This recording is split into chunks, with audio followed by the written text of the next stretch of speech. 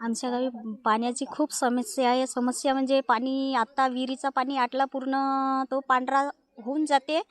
प्यायला एवढी अडचण आहे का सकाळी भरावा तर तो तुरंतमध्ये प्यायला पाणी काही कामात ये नाही.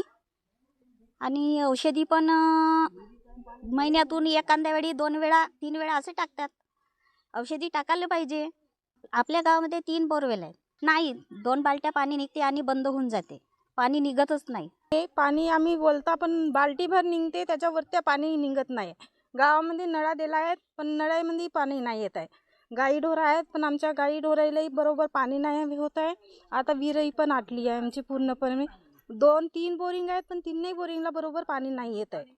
तक्रार तर झाली आहे सर, लेकिन पाणी बरोबर कोणीच नाही आणून देत आहे. आता 2 दिवसात नाही तर ते विहीर पण पूर्णपणे आटल ना, तिच्या विहिरीच्या पाणी पण पूर्ण रोला होते ना पाणी. मग आम्ही तक्रार ग्रामपंचायतमध्ये केला आहे पण ते कोणी येत नाही, बघत पण नाही येतं येऊन सनी का पाणी आहे नाही आहे.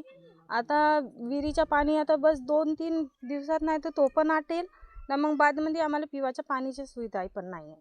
बरोबर पाणी म्हणजे इकडे पाणी भेटतच नाही आहे. उन्हाळ्यामध्ये तर पूर्णपणे विहीर पण आटून जाते. पाणीची उपाय तर बहुत केला आहे जी, पण बरोबर पाणी कुठंच नाही आहे. आम्ही टंकी आणलाय पण ते पण लावून नाही झाली आहे ना, आजपर्यंत पाणीच नाही येत आहे बरोबर. म्हणजे कुठेच पाणी आम्ही म्हणला बोरवेल करून सनी सीधा मोठीच्या तिकडे टंकी करून लावून द्या, पण ते पण नाही केलं आहे त्यानं. येत ना बोरिंगचं पाणी बरोबर देतच नाही आहे. बोरिंग पाणी म्हणजे पूर्णपणे बाल्टी 2 बाल्टी त्याच्यावरती पाणी मिळतच नाही.